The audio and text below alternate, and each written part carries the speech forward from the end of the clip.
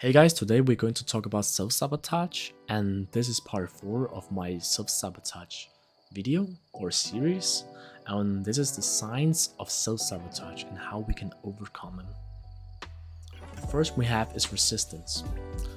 It's because we simply can't bring ourselves to do it. When you have a new project or whatever it is, there's something that is just like we can't bring ourselves to do it. Like we want to, but we can't do it.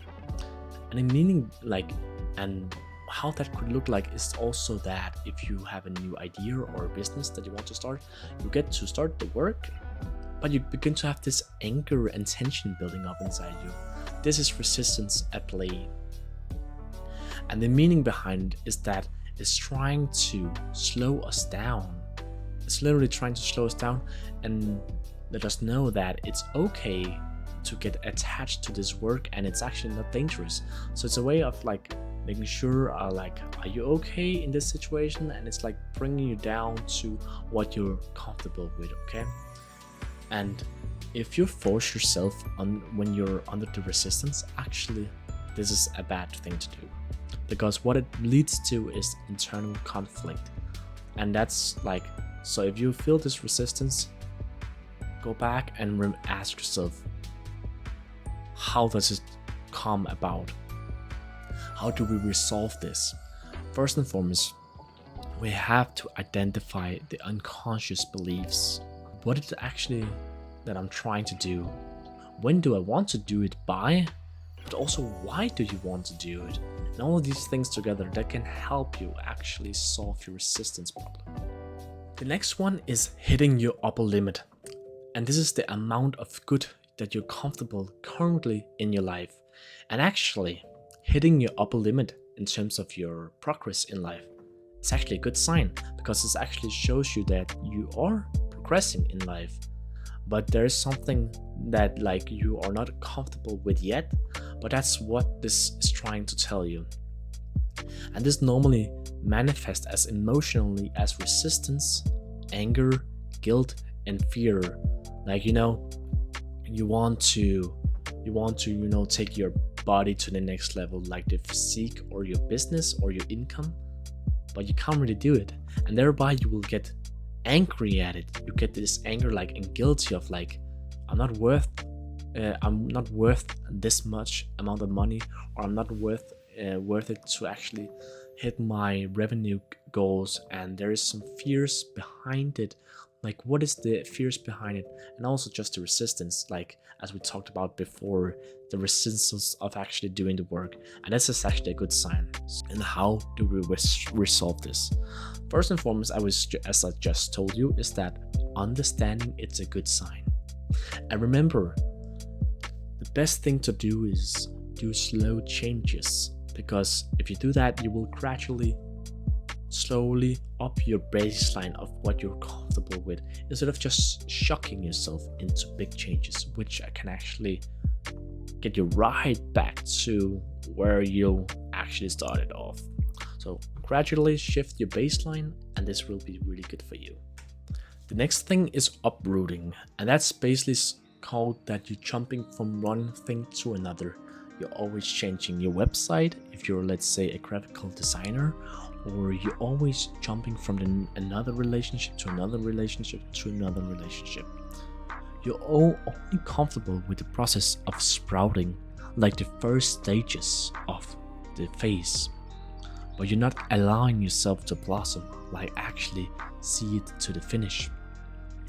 And it might be that you can't deal with the stress or conflict, so thereby you need a fresh start, and you should just start over again.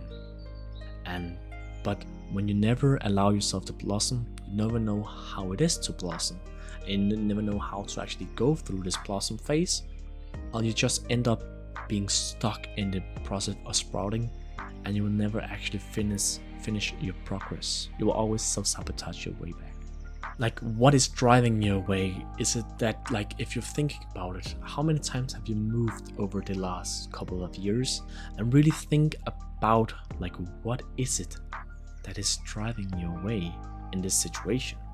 And sometimes actually uprooting stems from that we are not really sure of what it is that we're actually trying to accomplish or that we're up against. So that's why it's very, very important to get clear on what you really actually want. Like, what type of relationship do you actually want? What type of job do you actually want and could see yourself in for a long time? What place do you want to live? And that's okay if you want to live all around the world. But like, this is if you seem to like have a problem of like, I'm always having to jump from one thing to another thing, especially like with business ideas, and you're never really sticking to one thing, ask yourself, what is it actually what you really want? This one don't need an introduction. It's perfectionism. We all know it, so I'm not going to go too deep into it. It's literally just you're afraid of failing or feeling vulnerable, and people will see you that you're not actually as good as you portrayed to be. So trying to uphold sometimes a facade of yourself, like a perfect image of yourself. How do we resolve this? It's to allow ourselves to just do the things and actually just do progress with things instead of making things perfect the first time around. Make some progress, build something, and then afterward you can edit it and grow it to your liking and to your vision. But do that after you already created it, and then you can see like where you can take off from there. But you have to build it first. You'll keep on procrastinating, and that's a big factor for procrastination, is that you want to make it perfect the first time, or you want to make it as good as everyone else does it. Not always we can do that, and if you see the best of the best in their craft, look when they started out. They were not good. The salespeople, the people that did art, like the people that did business, whatever it is, they were never perfect. They just tried it out. Just build, edit, and then grow it later on. The next one is justification. I have been a victim of this for so long. You have to remember that life is actually measured by your outcomes, not your intentions. It's not your intention to live this dream life, or your intention to get into a good shape, or your intention to have a good girlfriend, or intention to live in a good relationship, or an intention to travel around the world. Because that is just what it is, intentions, and it will stay right in your brain. And if you don't do anything about it, you will die with your intentions. So you have to understand that life is measured by your outcomes, not what you want to do, but what you did. And change your framework so you'll remove all the excuses of like why you couldn't do something, but instead justify it by, I did it, so you actually did the work, because that's the only thing that matters. You can think of like a computer, like it's binary code, I believe it is. It's either 0 or 1. There's nothing in between. You either did it or you didn't. You either tried or you didn't try. There's nothing in between. And when you have a goal, a dream, or whatever, what showing up really means is just that you prioritize your excuses over actually doing the thing. They uphold more worth to you. Like, you put more importance of, this is the reason why I didn't do it. But that just means that it's more important for you to not do the work than to actually do the work. And how do we actually resolve this? The only way to do it is actually start measuring your outcomes on a weekly basis. How much do you actually get done in terms of what you want to get done?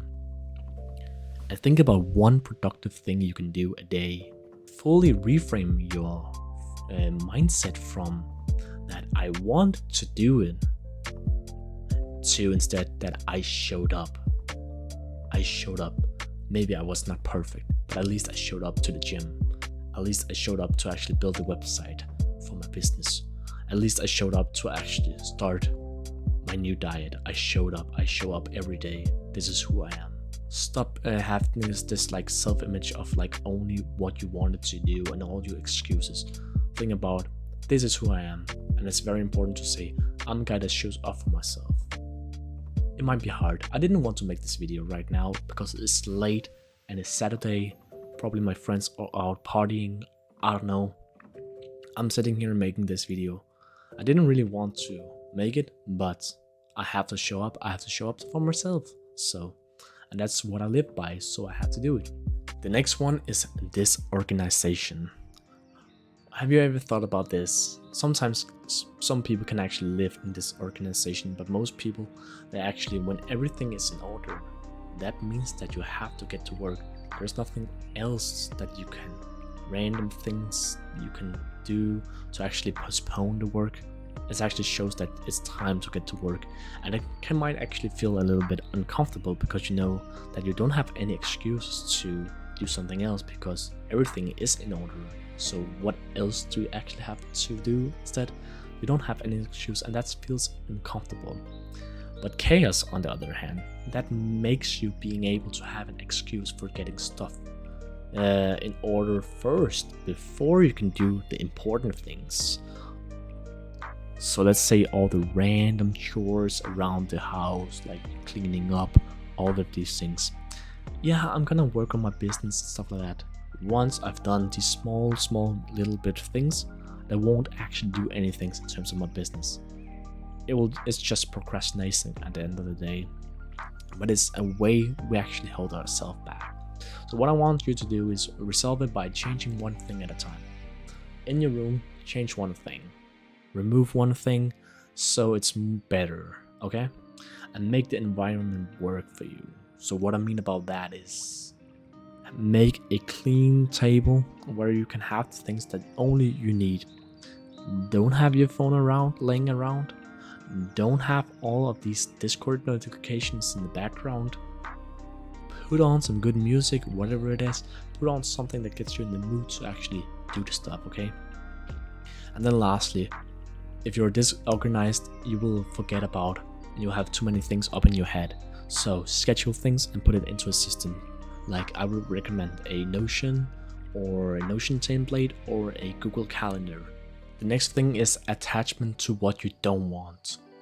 And this is what I see in the business and self-improvement and entrepreneur community, that you can make a lot of money with business ideas.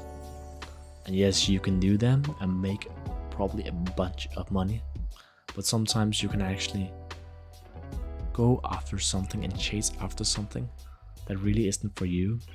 And that's like when you force yourself to do a business idea, and you just do it and you never get really fulfilled. So sometimes it actually leaves you empty, and that's a way of knowing that you're actually going after the wrong thing, the thing that isn't meant for you. Actually, we actually deep within, we understand that this is actually not what we really want to do in life. Maybe let's say go to school or whatever it is, and that makes us feeling lost or unable to change path because we think it's like our skill sets there is something wrong with. That's the reason we can't perform, but it's because we feel we're feeling lost and unable to change the path.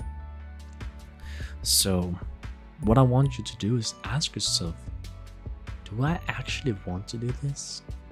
Do I want to do this for the next 10 years? Maybe actually the rest of your life? Yeah, I know bills have to be paid, but is this actually what you have to do? Or are you just one of those that are like going to school and just do it for the sake of doing it, so you have something that you can show for, but you're actually dreading that you will get to work once you're done with the university, and you're going to work with something that you're actually not really interested in, and that's just like, that will really make you feel lost, because also you're in school, so you feel like you're unable to change the path, and you're like, what should I then do instead? And yes, that is a good question that only you can answer yourself. And sometimes we have to, if you have gone after something for too long, like let's say if you have been a doctor for so long, or a lawyer or whatever it is, and like after 10 years you're like, is this actually what I really wanted to do with my life? Sometimes you have to be willing to accept that it was not what we thought that success actually looked like. Maybe success, what it looked like is that our parents wanted us to go to university for being a lawyer or going to medical school, but that was not really fulfilling us. It was just them saying that this will fulfill you, and it's just basically forced upon you. So put your pride aside and see for what it is, that maybe this was not something that you wanted to do. The next one is that you're judging others. What it really does is that it sets barriers for our own success. Because if somebody has a level of success, the body, they are getting fit, they are making a business, and they're actually doing good with it. And if you're beginning to judge them and like becoming negative towards them and stuff like that, you will begin to associate that level of success with dislike. And what we don't want to do is that we are basically going to set up barriers for ourselves, because these become rules we have to play by. So when we want also to be going into a business, we can't do it because we feel resistance. Why do we do that? Because we unconsciously have forgotten about that. We keep on judging others that have what we have, and we bring them down. So that what that does is unconsciously, if you're going to be successful like those, you will unconsciously see yourself as you're going to become disliked, because that's what you have done to others. So how do we resolve this? Is that we do it by considering that we're not seeing the whole picture. Maybe they're actually not a douchebag or whatever it is. Maybe they've actually done a lot of work and they're not just lucky. But that's what it seems on the surface level. But on the deeper end, they have worked 8 years and they probably worked longer and harder than us. Success will happen if you just stick to it. And that's what they did. But you're just jealous of them. And that's, you're going to dislike them, you know? But stop doing that and start congratulating if they have something that you want. They have a body that you want, congratulate them. Damn, you have a good body. Ask them like, how can I achieve like something like that? What are you doing?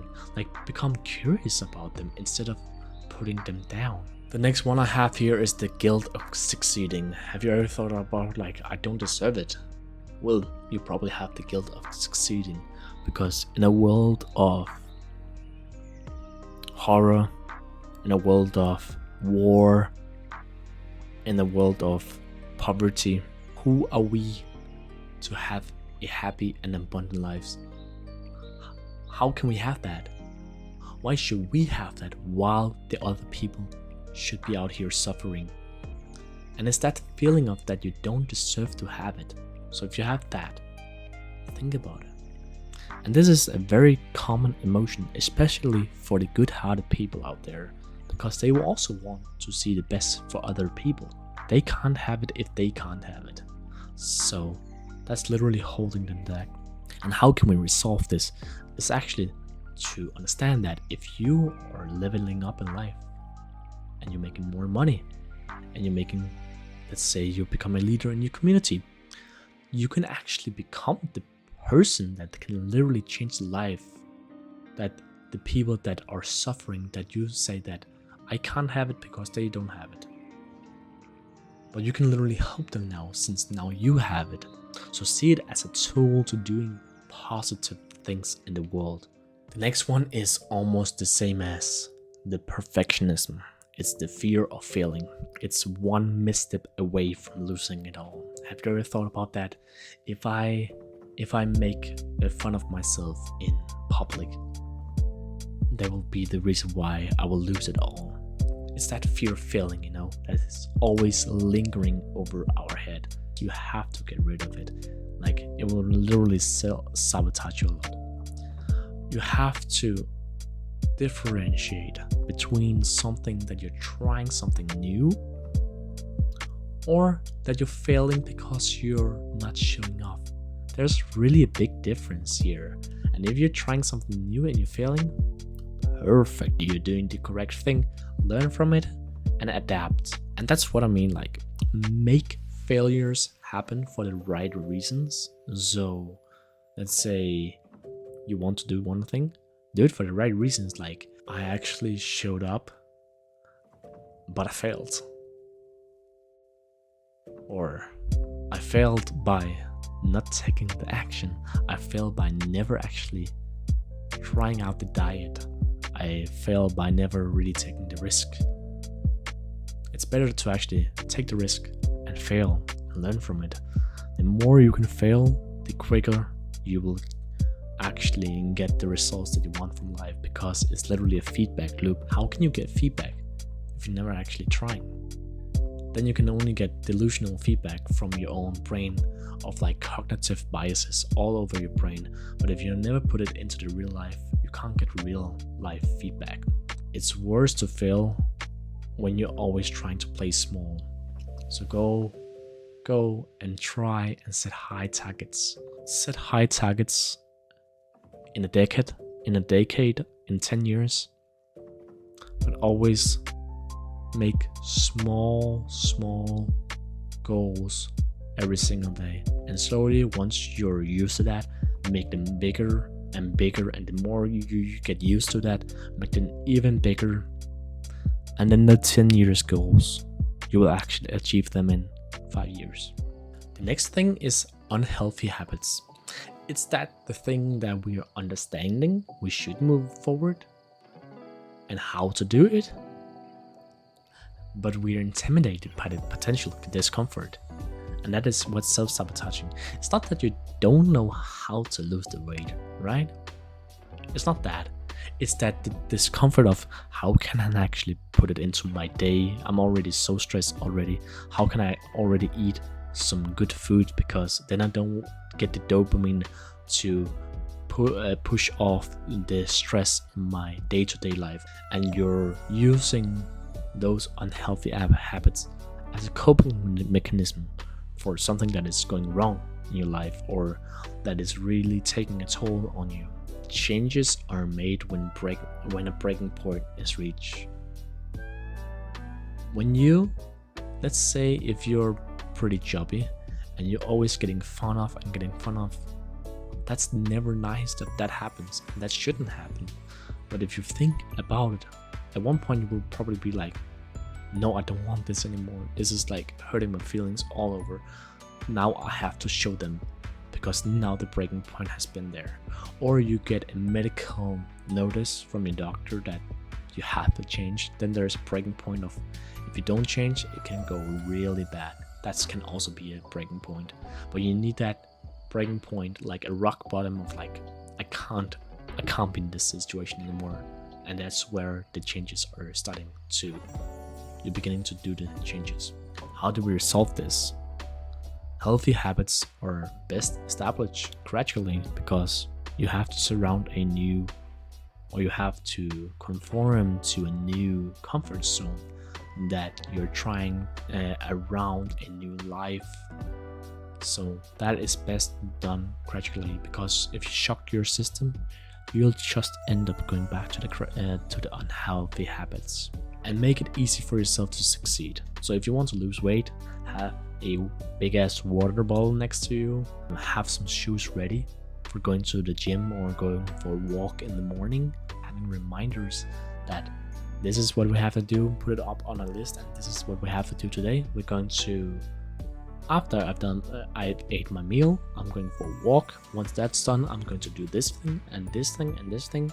Always have something that can notice you of that this has to be done, like remind you of it. Thank you guys. This was Self-Sabotage Part 4, the signs of self-sabotage and how to overcome some of them. Please let me know if this was something that you liked, and put a big like button up there, and show me a comment of like if there's something I missed or something that you want to see more of. And yeah, other than that, guys, I will just catch you next time. Take care. Peace out.